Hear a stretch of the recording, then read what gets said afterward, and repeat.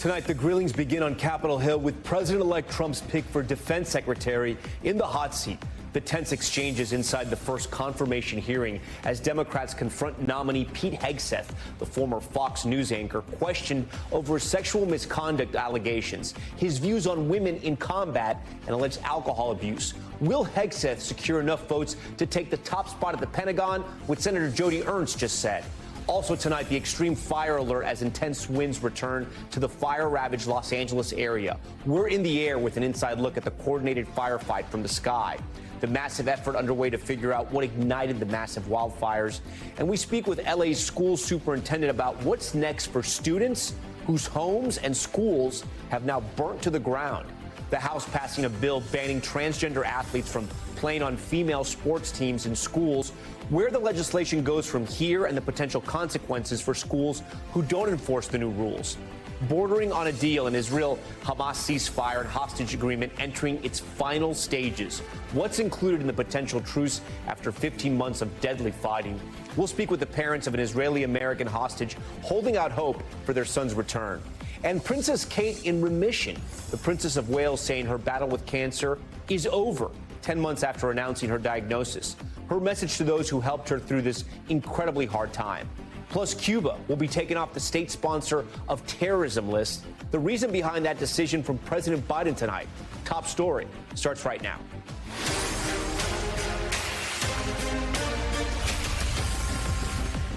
And good evening. Tonight, President-elect Trump's choice for defense secretary, Pete Hegseth, making his case during a contentious Senate confirmation hearing. At this hour, we're getting new details that could indicate he has enough votes to secure the position.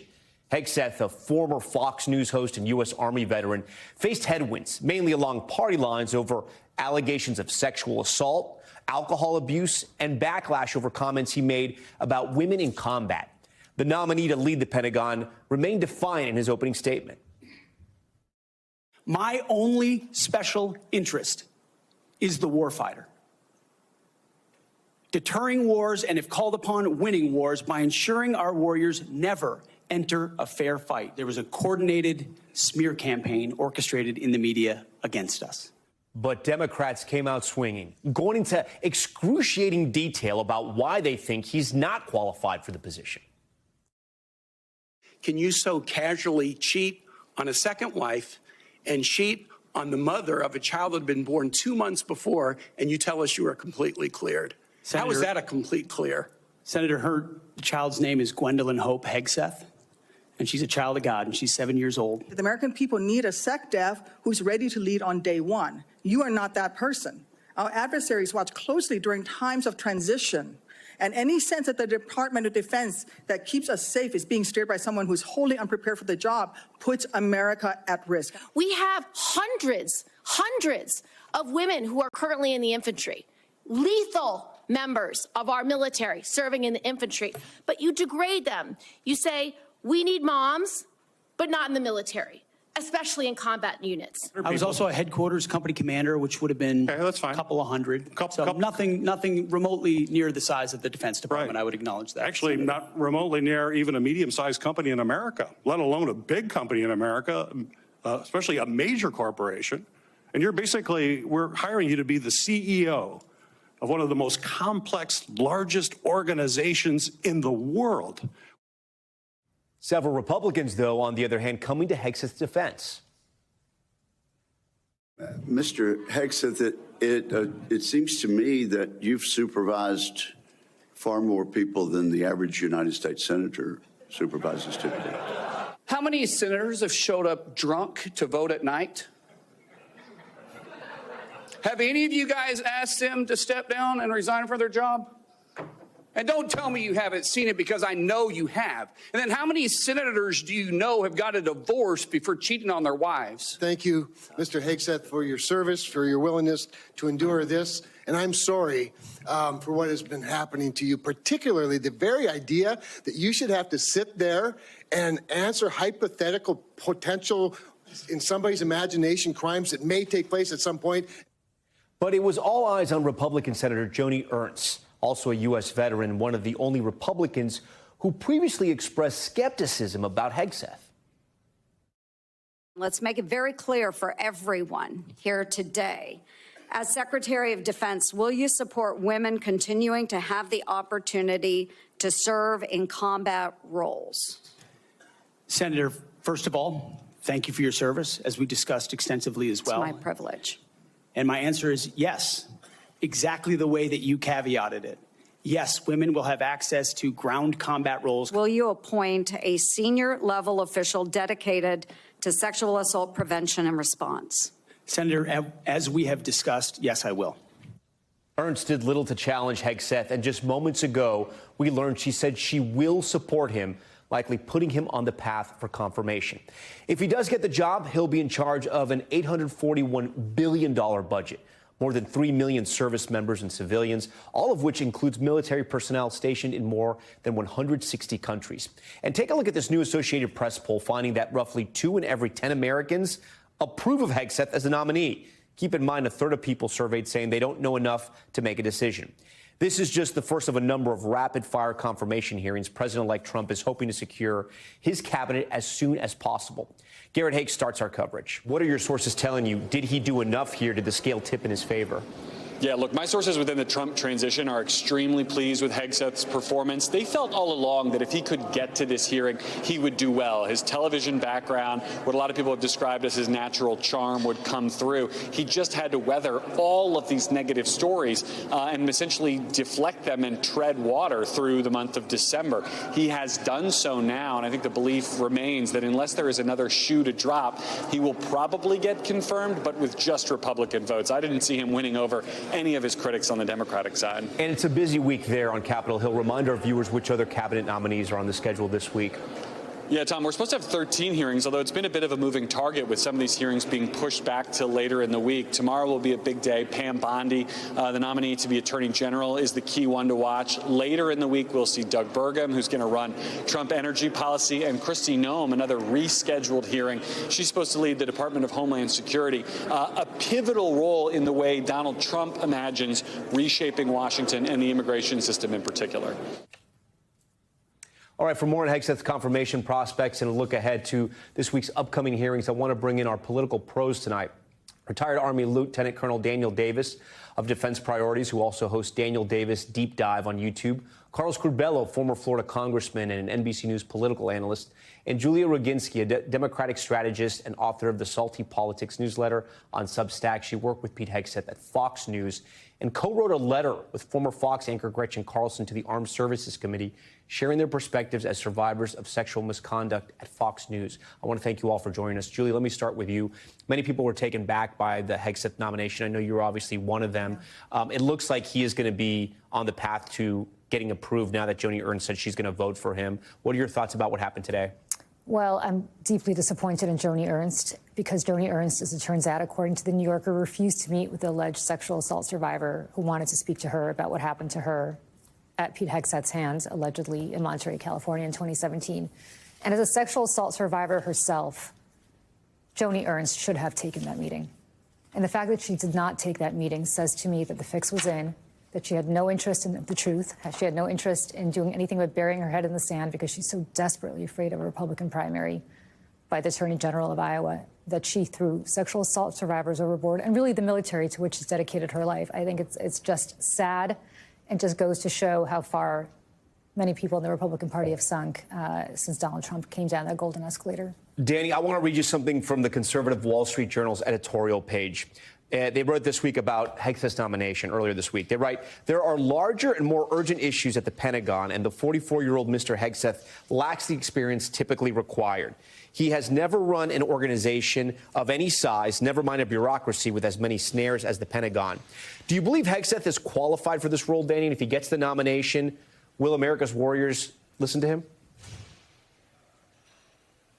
Well, listen, I got to tell you, I have a different view than a lot of people because a lot of the commentary is that, well, he's not qualified because he hasn't run a big company, he wasn't a four-star general, et cetera. But I got to say, based on the last 7 or 8 defense secretaries who were in and out of the defense contractor worlds on the boards of lots of these companies and were 3- and 4-star generals or senators, they have not done a very good job. And the current one right now has had some terrible missteps. You start in Afghanistan, you go to his conduct of the support for Ukraine in this war, and they are terrible. What Hegseth has been charged with, according to President Trump, is to be a change agent. And that is something we really need. And if he does what he says, that he's going to come in and say, hey, I want to change the lethality, I want to improve the standards, have meritocracy, and improve the combat capability of the armed forces, then I think that is a potential breath of fresh air. It remains to be seen whether he can do it, but just to have another guy who's had all the, so-called good CVs that come in with all the big checks,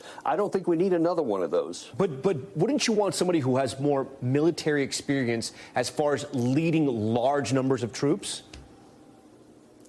Well, what you really need, look, there's plenty of people on the staff that can help in those areas who have done large organizations and can handle the bureaucracy. We have those guys right now, and they're not doing a good job on what needs to get fixed. We need to upgrade and modernize our armed forces, and these last guys who met all that haven't done it. So I think we need somebody who maybe come in with a breath of fresh air, is not encumbered by defense, defense contractor world, et cetera. We need to get somebody that's not one of those that can actually focus on what the war fighter cares about. And as someone who also is a combat vet, like Hegseth was, I'm glad we have somebody in there that's got a little bit more frequent combat experience that can bring that to the table and make the changes. Carlos, you know how Capitol Hill works, right? With Joni Ernst saying tonight that she's going to vote yes on Hegseth, is he pretty much confirmed? Well, Tom, it certainly clears the path for him, but we still have to hear from those key swing Republican senators, Collins, Murkowski, Cassidy, Curtis, McConnell, the ones who came out and sunk the Matt Gaetz nomination before it could get off the ground. Those are the members. If any of these nominees go down, those senators are somehow going to be involved, at least some of them, in taking down potential nominees. So once he gets a green light for at least some of those, then we can say Pete Hegseth is certainly going to be confirmed and will be the next Secretary of Defense. But without a doubt, today was a good day for him. Julie, that hearing got pretty nasty. It got pretty personal. Did Democrats go too far? I mean, could they have made that point without bringing, Hegseth's daughter in the mix, who's 7 years old?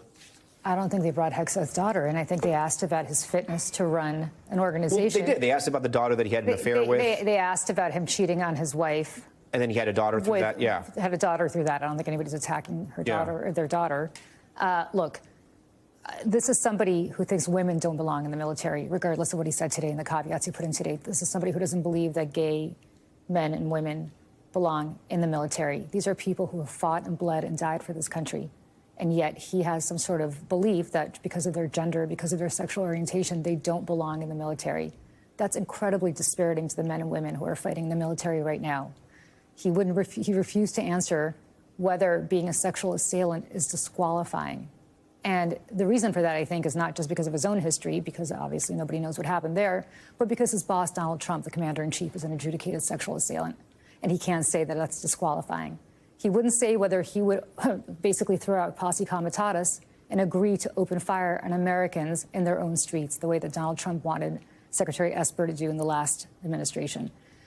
All sorts of these things are things that are just absolutely disqualifying to the morale of this country. I cannot imagine being an 18-year-old who's signing up to serve in the armed forces, who has to now wonder whether he's going to have to open fire on his own countrymen and women. That's something that I think is lost in the sauce here. This is somebody whose beliefs are so out of the mainstream that I don't think these senators went far enough in actually trying to prove to the American people how far out of the mainstream he is. Danny, what do you say to that?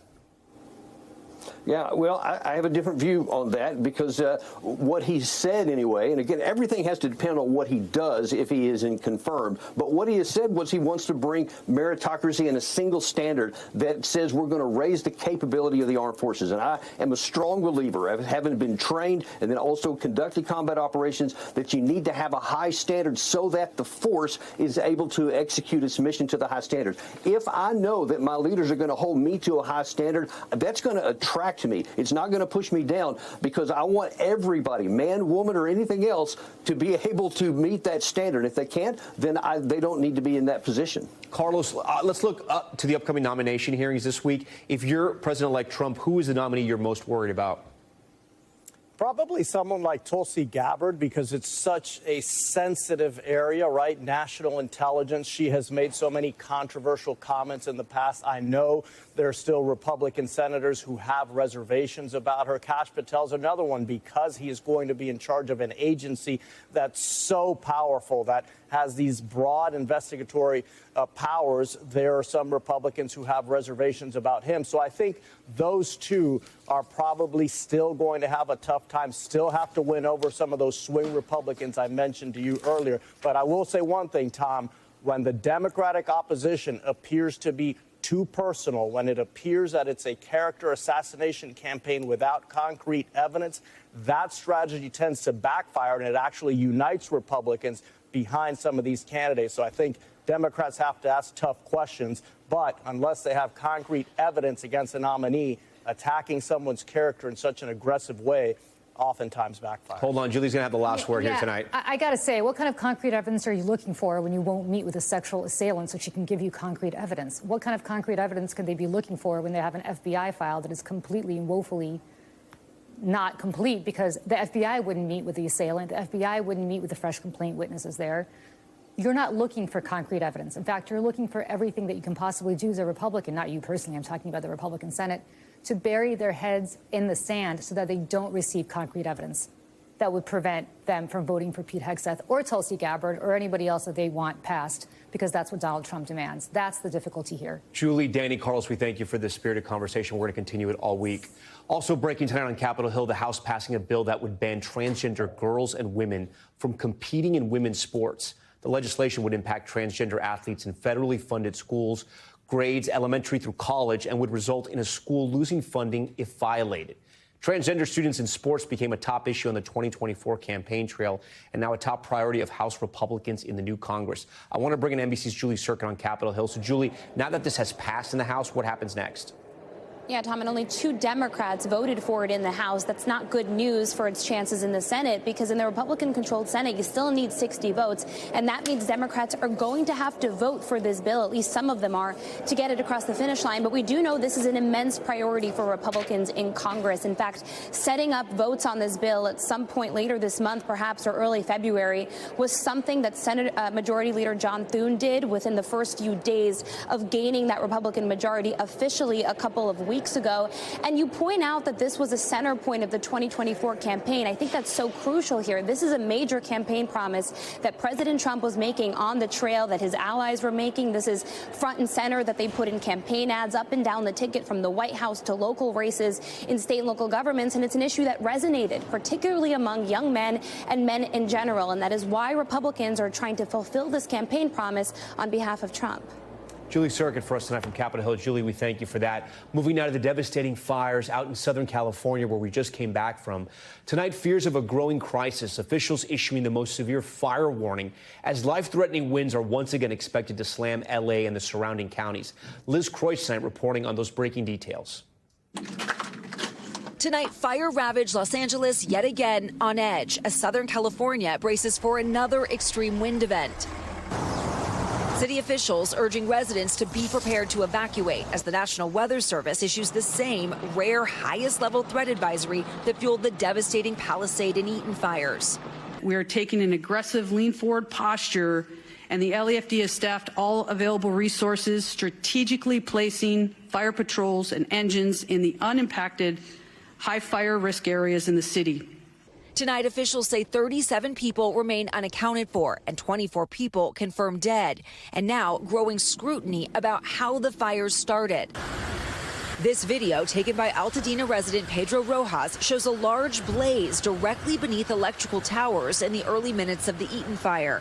This coming as at least 2 new lawsuits have been filed targeting power company SoCal Edison, alleging negligence for in part failing to de-energize that transmission line, which the suit says sparked the deadly fire. What's the proof that you're pointing to that this started at the transmission line? In our complaint, we allege videos, photographs, eyewitness testimony. And of course, we know that they have tools like PSPS, Public Safety Power Shutoff, that they could have used and chose not to. Evangeline Iglesias is part of the suit, a longtime FedEx worker who lost her Altadena home in the Eaton fire. I wish they would have shut everybody's power off earlier in the day if they knew that there was going to be 60 to 80-mile gusts of wind. In a statement, the utility saying it understands lawsuits have been filed and will review them, and points to the fact that the cause of the fire continues to be under investigation. In the Palisades fire, officials saying they're not ruling out arson as a cause, as the ATF now leads the investigation. Tonight, with new hurricane-force winds on its back, Southern California hoping the ferocious flames stay away. Okay, Liz Kreutz joins us tonight. So, Liz, we've been anticipating these strong winds. Have you felt them yet, or are people worried about them?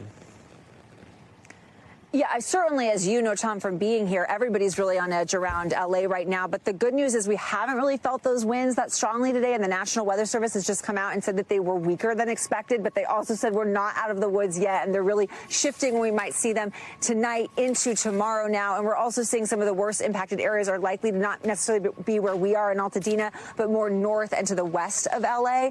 But another issue, Tom, that we're tracking is just the air quality here. It's a huge concern right now. Millions of people across Southern California are under what's called a wind-blown dust and ash advisory, with officials saying that these strong winds will then allow this dust and debris to travel and spread. So folks are being told to stay inside, to keep your windows rolled up, and wear a mask if you're going to be outside for an extended period of time, Tom. Okay, Liz Kreutz. Liz, thank you for that. The firefight made difficult by those Santa Ana winds. NBC News meteorologist Bill Cairns joins me tonight. We just heard there from Liz.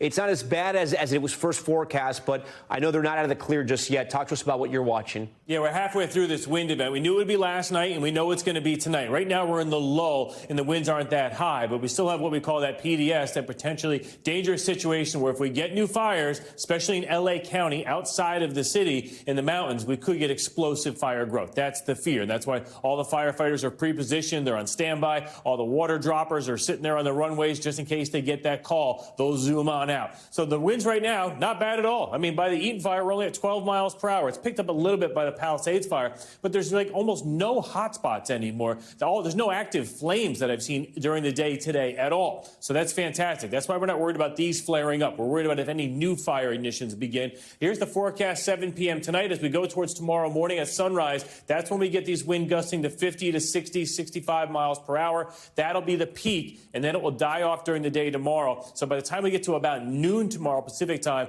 we're going to end those red flag warnings in that potentially dangerous situation. That's some good news there. Okay, Bill Cairns, we thank you for that. A critical piece of this firefight is, of course, those choppers in the sky. Our Ellison Barber went up 1,500 feet with members of CAL FIRE who have been working night and day trying to tame these blazes from the air.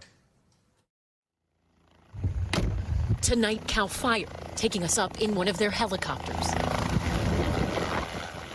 giving us a first-hand look at the massive, coordinated effort to battle the Los Angeles wildfires. Air efforts are a critical part of this firefight, and you see it here.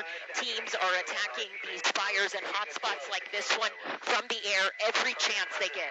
From the air, the scope of the devastation is staggering. Nearly 40,000 acres burned, entire neighborhoods leveled. Were these houses? Was this a neighborhood? Yes, it was. Wow. It looks like a war zone. You can see the scale of the damage from above, and then when you look down, you can also see teams fighting hotspots that have popped up in this area. All of them up on that ridge there, moving towards that hotspot to try and get it under control.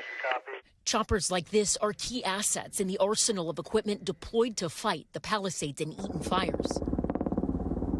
They can scoop and drop water, but can also be used to transport firefighters and equipment and look for flare-ups. CAL FIRE has its own fleet of aircrafts operating from 11 helicopter bases across the state that can reach most fires in about 20 minutes. Hey, we have a small window with the wind driving in this direction. Operations Section Chief Christian Litz has been leading the coordinated effort to tame the blaze, working around the clock. The father of 4 has barely seen his family. He's been home once since the fires broke out, at night and for a couple of hours, just to pick up clothes. My wife takes care of everything. I don't have to worry about any of my house. She's a very strong woman, and a lot of our significant others have to be very strong. The only reason why firefighters can do what they do is because of the family that we have back home. He tells us his oldest son is a new firefighter. He's part of a hand crew. As Litz fights the fires from the sky, his son is fighting them on the ground. These teams have flown countless missions in hurricane-force winds at times. They didn't give up then. They've done this since these fires began, and they say they have no plans to stop now. Forecasters expect red flag conditions to last through Wednesday. Are your teams ready to prevent new fires do develop from these winds? Absolutely. Absolutely, we're ready. And for Litz, it is personal. This fight for y'all, it is personal. Very personal. I live in LA County. I am an LA County firefighter, and I take it very personal every fight that we go to, because it could be my house, it could be my family that's affected. Ellison Barber safely on the ground tonight for us. She joins us live from Malibu. Ellison, you were up there for a while with Cal Fire. What really stood out to you after seeing sort of the massive burn scars that are all across those Santa Monica mountains, and then also the wildfires that they've sort of been put out, but they're not completely under control? Right. I mean, it seems like it's a constant battle for tiny little pockets of bits of the fire that can still smolder that they have to run and deal with. And even though it's small or just a little hot spot, they're really trying to attack it immediately so that nothing bad or bigger happens again. I mean, look, one of the big things that was just so breathtaking being from the air, and not breathtaking in a positive way, is the scale of this destruction. We show so many images of it, and I know people see it and probably think we've seen that destruction. But every time we're showing these images, it's new portions of these communities that are flattened. It's hard to overstate the scale of this. Entire communities completely wiped out. Tom? Ellison Barber with that unique look at the devastation there. Okay, Ellison, we thank you for that. Still ahead tonight, Israel and Hamas nearing a ceasefire deal. Officials saying they are closer than ever to an agreement that would pause fighting in Gaza and bring home hostages. We speak with the parents of an American Israeli being held by Hamas. That's next. Welcome back. We want to head overseas now to the Middle East, where a ceasefire between Israel and Hamas could be coming at any moment. Secretary of State Antony Blinken saying today the parties are on the brink of a deal. The complex agreement would pause fighting and start the release of people being held on both sides. For the latest on the negotiations, I want to bring in NBC's chief foreign correspondent, Richard Engel. Richard, we know there are 3 phases in this ceasefire proposal, and the sides are trying to come to an agreement just on phase 1. Explain to us how that's happening and what's on the table there. So what people should understand is this is not a simple agreement. You described it as complex. It is extremely fragile as well. What the two sides have to agree to is a sequence of events. First, there would have to be the agreement, an agreement on a framework, and that's what they're trying to reach right now. And Prime Minister Netanyahu tonight held what was described as an urgent meeting with the top military officials here. Diplomats in the region are telling me that they've never been closer. So they do seem to be very close to agreeing to this framework. But then once they agree on the framework, then they have to carry it out. In the first phase, there'd be a 48-hour pause just to sort of test the waters, allow Hamas to have some breathing room to gather the hostages, because the hostages are held in different areas. It is presumed areas that are under attack. Then Hamas would release 33 quote-unquote humanitarian cases. These are the hostages in the worst physical condition, children, elderly, women, the ones who are injured. That could take place over 42 days. So these would be released, these 33 would be released in small batches. If that is successful, then the remainder of the hostages would be released, and Israel believes there are about 98 hostages in Gaza. And then at that stage, so all of this we're talking about weeks, potentially months down the line, you would see Israeli troops pulling back from major population centers and establishing a buffer zone around Gaza and releasing hundreds of Palestinian prisoners. So it is a long process. It could break down at any stage, but officials believe that they're getting very close to this framework. And if you want to be negative, you could say, yes, it could all fall apart, but there is the possibility that when you start releasing hostages, you build momentum, aid goes in, and you improve the situation gradually. So we are on the brink of something. It is fragile, but it has the potential to at least change the dynamic that's there now. Yeah, the whole world is hoping this works through. I do want to switch gears a little bit and ask you about an interview our colleague Lester Holt did with the president of Iran today, the new president. Let's play a clip. Israel and the United States are beginning to talk about whether a military strike against Iran might be necessary to stop its nuclear program. If that were to happen, what would Iran's reaction be? You see, naturally enough, we will react to any action. We do not fear war, but we do not seek it.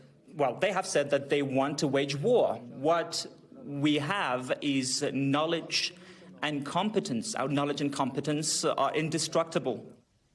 So with the incoming Trump administration, do you foresee escalation with Iran over their nuclear program? I certainly do. And if you look at what Israeli Prime Minister Netanyahu has been saying, if you look at what President-elect Trump has been saying about Iran and what he has done vis-a-vis Iran in the past during his last term, it seems to be the direction of travel we are heading in. When Israel talks about its war against Hamas, it doesn't just talk about the war in Gaza. It talks about a wider war against an Iranian network that includes Hezbollah, that includes the former Syrian regime, and ultimately leads to Tehran. So I do think that in the coming year, perhaps, there will certainly be that possibility. Richard Engel for us tonight. Richard, we thank you for that. The families of the remaining hostages being held by Hamas are holding out hope that after 15 months and previous rounds of failed negotiations, this time will be different. Joining us tonight is Adi Alexander, the father of Idan Alexander, who was kidnapped by Hamas on October 7th and is one of the estimated 7 Israeli Americans being held hostage to this day. Adi, we thank you for joining Top Story tonight. I'm sorry what you and your family have gone through as a parent. I cannot imagine what the last 15 months have been like for you. Are you optimistic and hopeful that this time around, this is the real deal? The optimism, it's not the term that we are using any longer. We want to use the term hopeful. We've been closed before, even back in January 2024, back in April, and hopefully this time the parties will manage to pass it over the finish line. Do you have concerns if this isn't done by January 20th, when, of course, a new president will be inaugurated here in this country? I think to use the January 20th as a deadline, it's a good thing, and not to take too much time, because we're talking about human lives. We're talking about individuals that being held in the tunnels in inhumane conditions for such a long period of time. So the January 20th, it's a good deadline. And I really hope that the parties will seal this deal this time. Only a few months ago, Hamas released a video of your son making a plea under duress to President-elect Trump to make a deal to free the hostages. Have you been able to get any update on the status of your son by either the Israelis or the American government? Not at all. That was the last time we saw our son, and it was a sign of life for us. We didn't see our son for a year and a half. Other hostages that were released back in November of 2023, they saw Idan, and also people saw him when he entered those tunnels. But for us, it was our first sign of life, and we are grateful to receive that. You have been incredibly outspoken, and you have met with both Israeli and American officials. Do you think enough has been done to prioritize the return of your son and other hostages? I know the current administration worked tirelessly on that deal, and they invested so deeply in that deal. But at the end of the day, it didn't work. But diplomacy never works till it works, and we really hopeful with Trump's help, with another team that actually working with collaboration with Biden's team, it will work this time. Finally, Adi, you never know, but your son maybe possibly watches this broadcast, gets a clip of this broadcast. What message do you have for your son tonight? Just want to say that he have to remain strong, survive, and we are coming for him, and he's coming out. Well, we love that message. Okay. Adi, we thank you for joining Top Story tonight. We thank you for sharing. We know it's an incredibly difficult time, and we are pulling for all those hostages to be released. When we return, the announcement shaking up relations between the U.S. and Cuba. President Biden saying he'll remove Cuba from the state-sponsored terrorism list, how the decision could be a game changer for the country's struggling economy.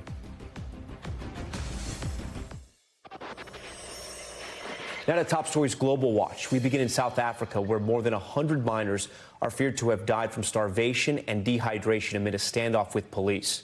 Rescue efforts are underway just south of Johannesburg to pull up the hundreds of miners still believed to be in one of the country's deepest gold mines. Police cut off water and supplies to the illegal miners in November in an effort to force them out. Videos show the miners in very bad shape, still underground, as police say they have refused to come back up, fearing they will be arrested.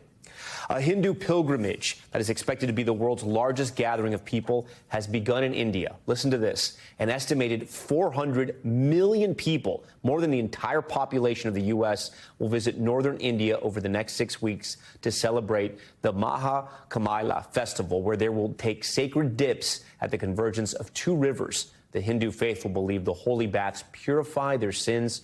Preparations for the festivities have cost an estimated $800 million. And Catherine, Princess of Wales, has announced that her cancer is now in remission. Princess Kate visiting the Royal Marsden Hospital in London, where she received preventative chemotherapy after she was diagnosed with an undisclosed type of cancer back in March of 2024. In a post on Instagram, Kate thanking the hospital staff for their care. The princess has slowly returned to royal duties since finishing her treatment in September. We turn now to the Americas and a new announcement from the White House. The Biden administration revealing it will lift the designation of Cuba as a state sponsor of terrorism and ease some economic restrictions as part of a deal to free political prisoners there. NBC's Ed Augustin joins us tonight from Havana, Cuba. The Biden administration today announced that 3 of the most potent sanctions on the island will be eliminated. And probably the most important of that is that from now on, Cuba will no longer be listed as a state sponsor of terrorism. Why? Well, the State Department said earlier on that there's no credible evidence that the island actually sponsors terrorism.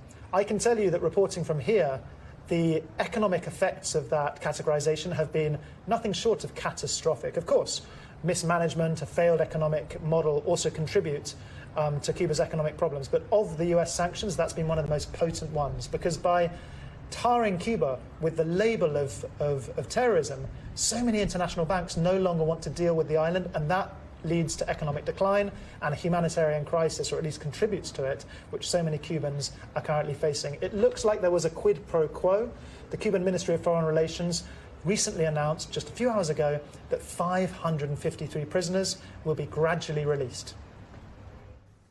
All right, Ed Augustin for us from Havana tonight. And back here at home, this terror designation has been sort of a political football in recent years. Here's why. Take a look at the past 3 presidents. Barack Obama lifting that designation in 2015. And in Trump's final days in office in 2021, he reinstated it. And here we are today in the last week of Biden's term. He's lifted the designation once again. For more on this, I want to bring in senior White House correspondent Gabe Gutierrez. And Gabe, there's so much to talk about here, right? What is the White House saying tonight, and why did they decide to do this now when President-elect Trump is likely to reverse it?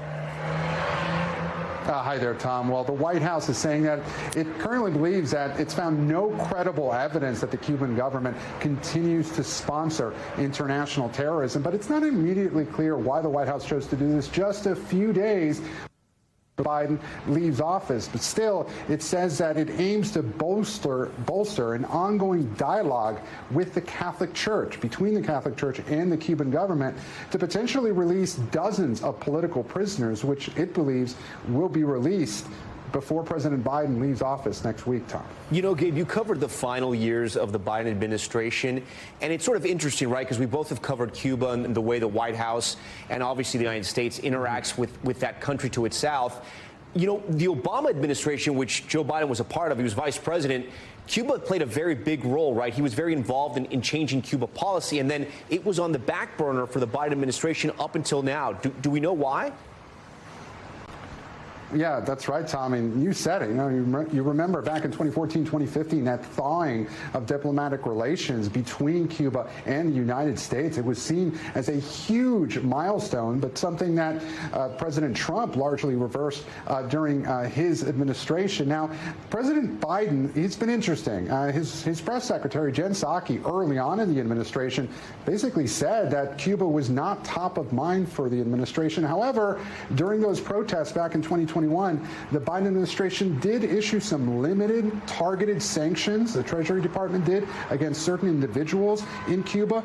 But you're right, by and large, Cuba has not been top of mind for this administration until now in its final few days in office, Tom. Yeah, and we should mention that those 500 prisoners that were released, those political prisoners that were released, were in large part due to those protests in Cuba in 2021, as you mentioned. Has Trump or his nominee for Secretary of State, Marco Rubio, signaled any policy shift or vision for Cuba? Look, President-elect Trump, he has not commented on this thus far. Neither has Senator Marco Rubio, who is Trump's pick for Secretary of State. But look, Tom, Marco Rubio, son of Cuban immigrants, he has been an extreme hardliner, as you know, when it comes to policy towards Cuba. So it is extremely likely that the incoming Trump administration will reverse this once it takes office in just a few days, Tom. And that's something that the White House has acknowledged, but they say that, according to them, they have been in communications with the incoming national security team, and they say that the incoming team will deal with the same set of facts. They believe that Cuba is no longer sponsoring international terrorism, but it is very possible this could be reversed in short order, Tom. Next tonight, to the future of TikTok. Millions of users waiting anxiously to learn if the Supreme Court will uphold the law that would ban it, with some already turning to alternative apps. NBC Savannah Sellers reports. We're just going to TikTok's other app. Tonight, amid fear a TikTok ban could take effect later this week, some Americans flocking to Chinese apps like RedNote. I'm a TikTok refugee. And Lemonade. Hello, Lemonade. This is my first video. Both apps have similarities to TikTok, and Lemon8 shares a parent company, ByteDance. The platform's topping Apple's downloads. We are doing this to spite our own government. Some say it's a form of protest. By going to an app like RedNote, they're saying, no, I am in control of where I give my data. Some users even protesting American-owned Meta. You will not catch me on Instagram Reels. The law that could ban TikTok largely focuses on U.S. government concerns that China could manipulate content Americans see or steal user data. TikTok denies this. TikTok's parent company, ByteDance, is explicitly named in the law. Users, for now, assuming the government isn't prepared to also block other apps like RedNote, but they could eventually be impacted because of their Chinese ownership. ByteDance could sell TikTok to an American owner. Today, questions swirling if Elon Musk is in the mix to buy it after Bloomberg reported Chinese officials have discussed that, according to people familiar with the matter. TikTok tells NBC News that's pure fiction. Billionaires like Frank McCourt and Kevin O'Leary have also thrown their hat in the ring to buy TikTok. Now we wait to hear from the Supreme Court. They could rule on an injunction, which would essentially put this whole thing on pause, kick it over to President Trump to deal with once he becomes president next Monday. Or we could get their final ruling based on those arguments they heard last week. Tom? When we come back, the man accused of stalking WNBA superstar Caitlin Clark appearing before a judge. The suspect's outburst inside the courtroom and the new chilling details of the threats he made against Clark. Next up, Caitlin Clark's alleged stalker appearing in court today. The Texas man accused of making a series of vulgar and threatening comments online. Here's Stephanie Gosk. Tonight, WNBA star Caitlin Clark's alleged stalker appearing in an Indianapolis courtroom. Guilty? No. 55-year-old Michael Thomas Lewis from Texas interrupting the proceedings with multiple outbursts before the judge entered a not guilty plea on his behalf. I'm free. Just you got the wrong guy. The judge setting a $50,000 bond that Lewis says he has no intention of posting. Lewis has been charged with stalking after prosecutors say he sent Clark a series of sexually violent messages. You not only have someone who's maybe in a place of prominence, but also just kind of the nature and the aggressiveness of what was being tweeted. According to court documents charging Lewis, there were at least 14 messages between December 16th and January 2nd, many too explicit to quote. In one, authorities say Lewis wrote in part, "Been driving around your house 3 times a day, but don't call the law just yet." In another, "I'm getting tickets. I'm sitting behind the bench." The affidavit says the FBI discovered recent messages were sent from a hotel about a half-mile away from the arena where Clark's team, the Indiana Fever, play, as well as a library in downtown Indianapolis. When police questioned the Texas native, he claimed he was on vacation, and this is just an imaginary relationship, according to the documents. But prosecutors say the messages were threatening. Clark told police she changed her appearance and pattern of behavior in public because she was worried for her safety. The individual is starting to take affirmative steps to maybe bring himself in closer proximity to the victim. That made everybody certainly understand the urgency of the situation. The basketball phenom, known for flashy three-pointers, wrapped up her first WNBA season with the Rookie of the Year award, propelling her and her sport into the national spotlight. The basketball star has handled all that attention with grace. Now prosecutors in Indiana are commending her courage as well. Stephanie Goss joins us now in studio. So, Stephanie, talk to us about what happens next in sort of these criminal proceedings. And have we heard from Caitlin Clark? So Lewis has a court date for March 31st. He has a $50,000 bond. If he posts it, then he gets out of jail. However, he said in court today he's not going to post it. As for Caitlin Clark, she has not spoken about this since it all occurred, since he was arrested. So you've had a chance to interview Caitlin Clark. You've covered her. She's obviously an incredibly hard worker. She's very focused on basketball. How do you think she's taking this in?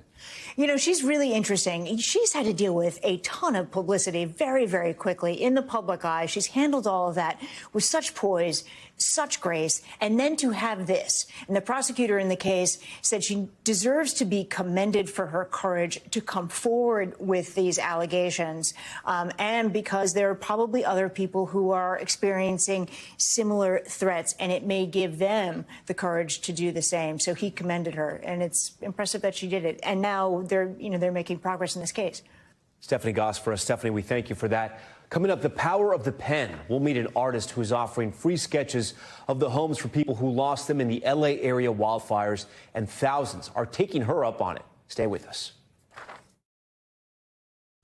Finally tonight, as thousands of families across Los Angeles are coming to terms with the loss of their homes, one L.A.-based artist is picking up her pen, helping families to preserve memories of their houses through her sketches.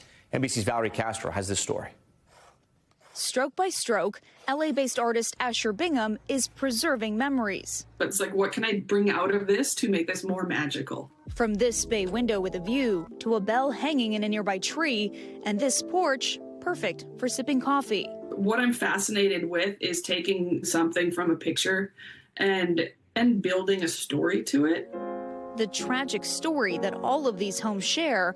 They're among the 12,000 structures destroyed in the Eaton and Palisades fires. This started because I did it for a friend who lost her home. And I was like, I can't help you in any other way. And I truly don't even know what to say to someone that's lost their home. So Asher picked up a pen and shared the artwork to Instagram with a simple offer.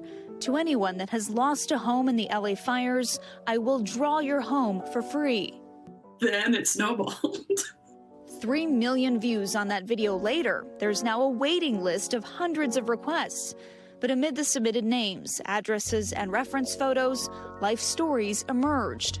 I'm like, I will put every detail I can into perfecting this to give you a good memory. So what keeps her going day and night? Comments like this on Instagram. This makes me cry. How wonderful. We lost our home, and I know it would be so touching to have this. Hundreds of Los Angeles families thankful that the lasting image of their home will no longer be one of destruction. It's so heart-wrenching that I wouldn't be able to stop. I'll find a way to get through every house request that comes in because they're beautiful and so sad. And as Valerie points out, such an important final image. We thank Valerie for that story, and we thank you for watching Top Story tonight. I'm Tom Llamas in New York. Stay right there. More news on the way.